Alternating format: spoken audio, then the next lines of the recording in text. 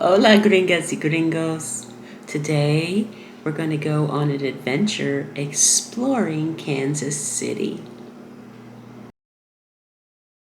And this is a viewpoint taken from the World War I memorial, looking straight over the lawn to Union Station. The pride of Kansas City, the second largest station house in the entire country, second only to New York City, was really gained its fame as the meeting ground for all the stockyards, and then they built this lovely facility. I did try to compare old photos to new ones that we took on our visit. There was a period of time where this facility fell into disarray and was closed for a while waiting renovations. Yeah, I think it was almost 10 to 15 years that it was sitting basically vacant with only one restaurant in it. But the architecture in this, they did an outstanding job of being able to marry the old along with the nuances and improvements of the new. I love how they made a restaurant out of the ticket station. That was interesting. I wish they had left some of the benches in there. I think that would have been really Oh, the cool. benches, yes. It was fascinating to note that they had the highest number of train traffic in World War I, but the highest passenger traffic in World War II, and of course popularity of flying kind of decimated popularity of the train station. Yeah, that suddenly took a nosedive after the introduction of, mass airline traffic. But, Yep. I think there was almost 250 trains went through in a day in World War I, and then almost a little over 250,000 at their peak went through in World War II, number of people. Mail. I never knew that the railroad was the predominant mail service at the time. What was the fastest way of getting the mail from the major cities out to the rural areas? Oh, this piano. It was bad. It was really bad. I'd be glad that I silenced the piano. You didn't want to hear it. This was cool, and it was free. Yes, it was.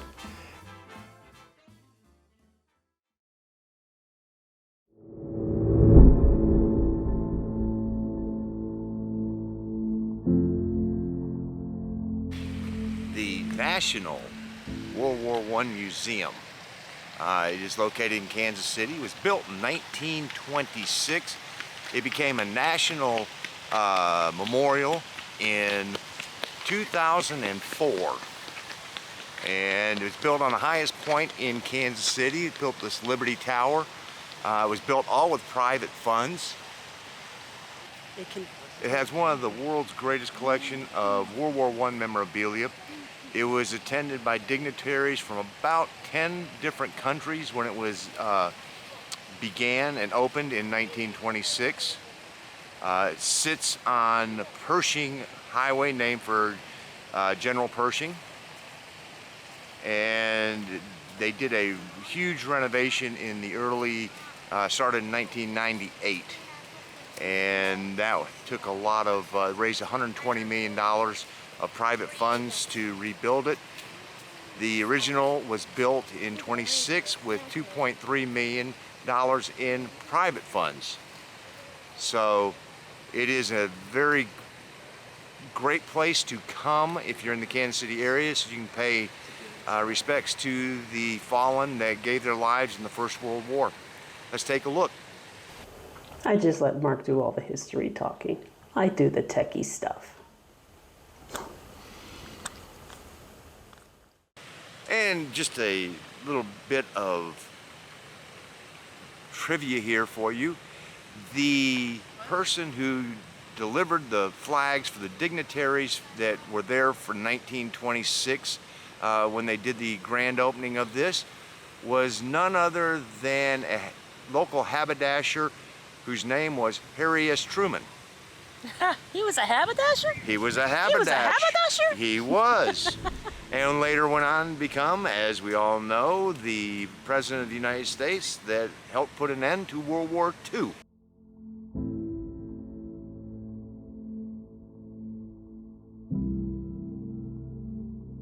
This really is a somber place to go to. I know that it's showing World War I, and it's really hard to get a grasp for the toll that this war took on the entire world.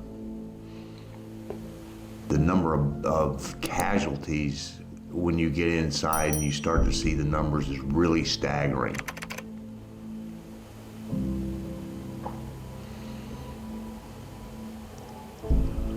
I thought it was fascinating that the Allied commanders did not meet before this day at the same time. Well, you have to remember the travel wasn't as convenient as it is nowadays, and for all of them to have met, you were either going to have to get on a boat to get out and around or take trains through perilous country. Sure.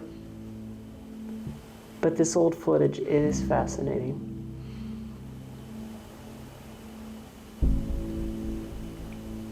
I actually had to go look up Vestal Virgins, guys. Don't laugh at me. You know I love music. And when I saw Vestal Virgins, all I could think of was Whiter Shade of Pale. Procol Harum. I actually had to look it up and see what Vestal Virgins were. And then it made sense. Little did we know they were just all for Kansas City for this one event, yeah. event. They actually have one of the outfits that the young ladies wore in the museum. The attention to detail that they made. I first went to this museum in the 80s, and when going back now almost 35 plus years later, it was really astounding what they did when they did the renovations on it. It is night and day different from what it was. But the details that they put into the architecture when it was built are phenomenal.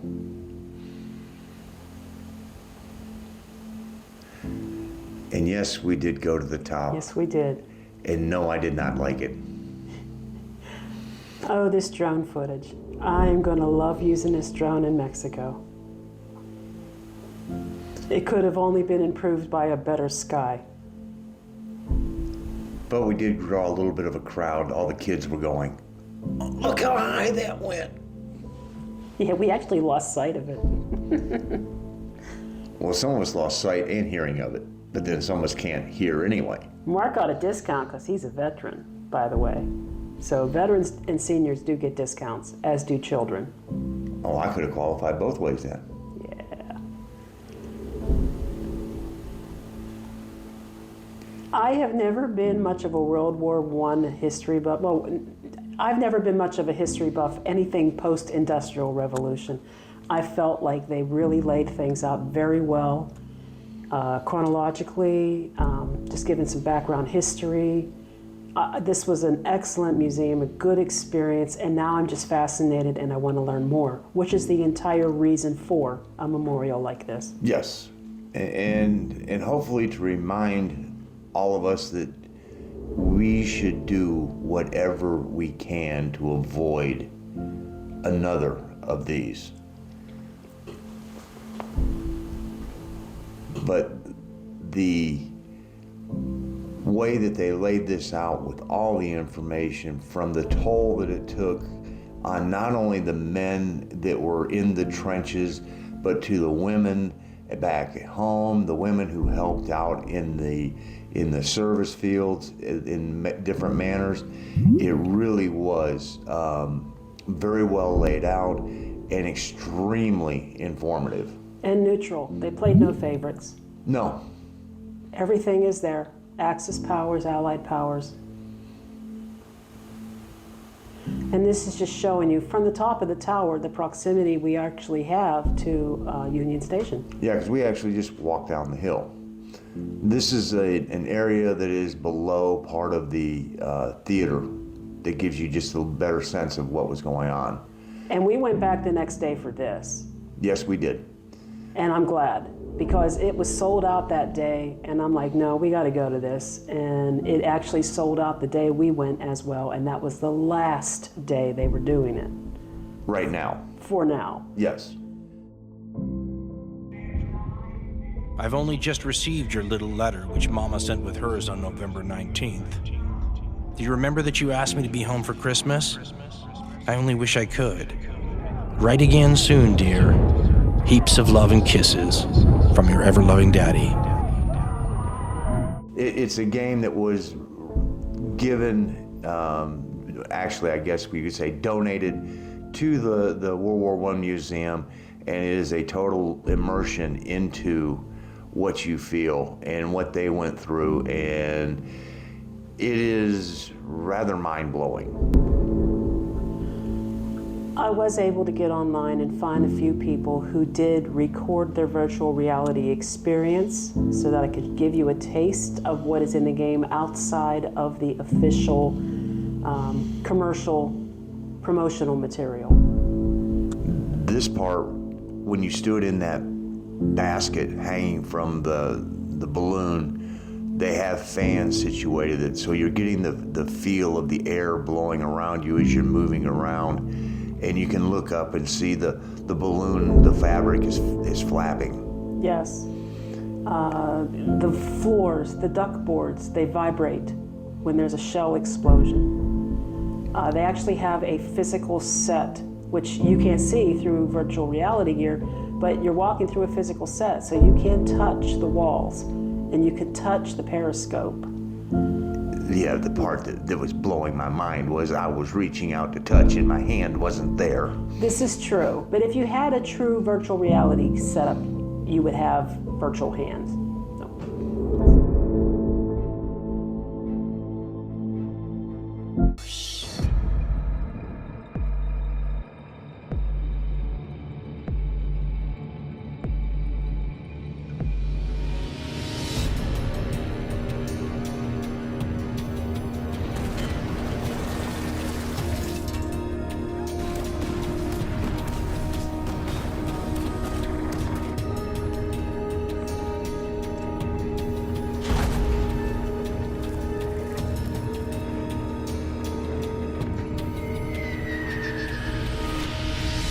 Yeah, the walking through this set, even though you can't see it except for what you see in your virtual reality headset,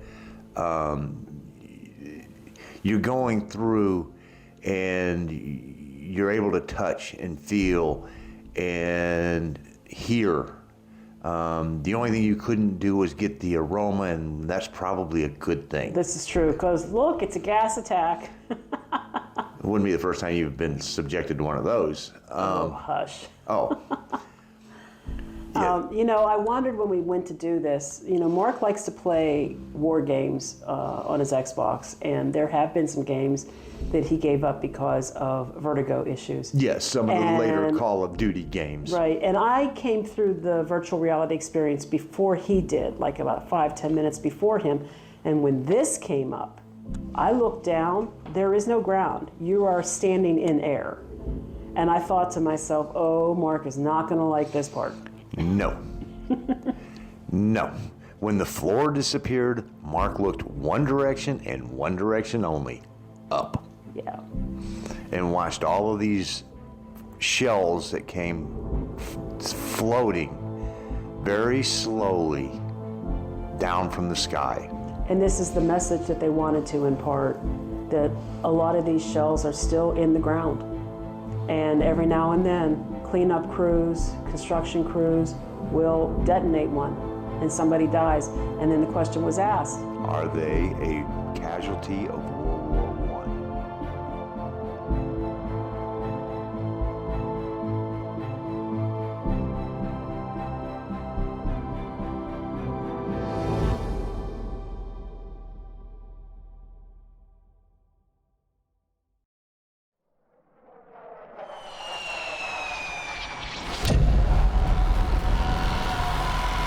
My company went into action 180 strong, and we came out 32.